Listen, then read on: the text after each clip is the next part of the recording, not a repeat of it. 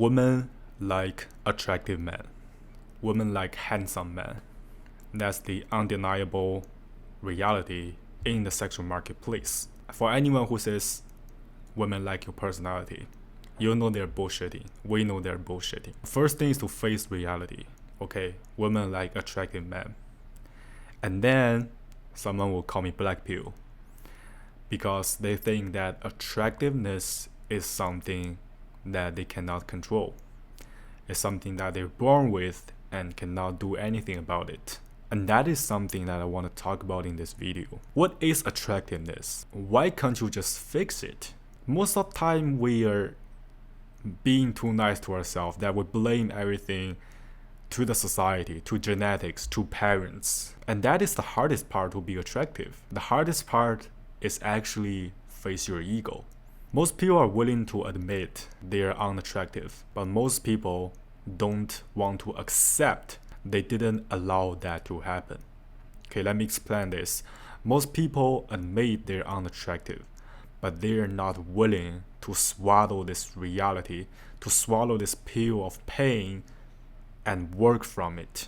We actually want it to be 100% calm and peaceful and see the problem eye to eye and see the whole picture. Now, what does it mean to be unattractive? Or what does it mean to be attractive? The first answer that comes to people's mind is height. It's height. It's bone structure. It's your jawline. It's your parents. Well, that's the problem. People, first of all, tend to face the things that they cannot change. The immediate reaction for most of people about the reason that make them unattractive is other people's life task. It's their parents' life task. It's the government's life task. I got nothing to do with it. And what does this mentality lead to? It leads to nihilism. It leads to self-destructions. I once had this mentality when I was in university. Second year, third year, I think. I felt helpless. There's nothing I can do about in life. And that mentality is very destructive. I'm not saying that height is not important. I'm not saying that the bone structure is not important. Because look at me. Facial structure is fucked up. I got no nose, no jaw lines. I practice mewing, I practice losing weight. But look at me. I am a solid 4. But I still have the courage. I'm still striving to work on myself every single day. I'm super addicted to junk food. I eat that to play video games. I eat that extra calorie to ease myself. And sometimes I cannot control these cravings. And right now I'm still fighting through that feeling of craving every single day to get myself to work to get that little calorie deficit. To fight with my mind every single day. It's not easy to be attractive. There's a lot of mental shit that we need to go through. But the first of all is to calm down and face the problem. People often face their problem with emotions. I've heard people blaming how shitty the woman they met treat them or how disrespectful the woman is to them, but you have to learn this concept of task separation. Which part is your responsibility and which part is the other people's responsibility? I'm telling you that if you can just get a good haircut, cut your body fat to 10%, and dress well, you can solve 70% of the problem. When I was in first year university, I was super skinny. My face was lean, and that's it. And I tend to dress very fancy. The girls come to me and talk to me. That's what I experienced in my first year. And later, my metabolism go down. I got bad eating habits. All these mental issues start to appear, and I gain more body fat. And then there's less women talk to me.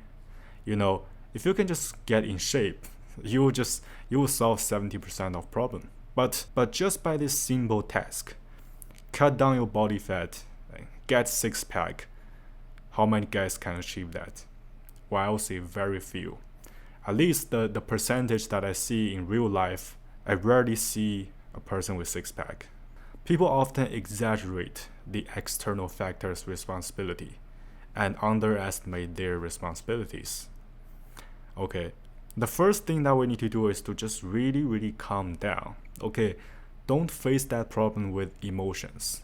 And I've heard that many people, when they talk about the sexual market, when we talk about how they interact with women, 9 out of 10, I can feel their emotions. I can feel the angers.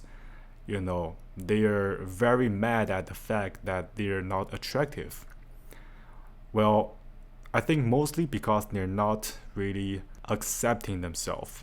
They're not really accepting the fact that they're not lean enough. They don't have a fashion taste. They're not taking responsibility for themselves. They're not striving to making monies. But they're blaming their height, their parents, and society. It's hard to face this. It's hard to admit and really accept disadvantage with peace. But only if you can do that, then you will see the chance. Keep blaming is not the solution. Hating is not the solution. Getting emotional is not the solution. I think for many men, including me, the very, very fundamental thing that we need to do is to sit down, take a breath, cut down the distractions, and just feel the pain of being rejected. Just feel a pain of loneliness. Feel the pain of not being liked. Okay? Just let the pain go through your blood and digest. Transfer yourself from emotional, anger, hate to peace. And then you reflect yourself on your overall abilities. What's really making me unattractive?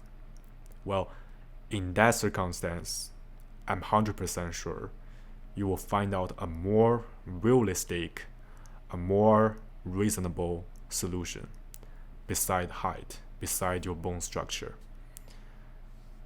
So each of us, and I guarantee you, each of us are capable of improving ourselves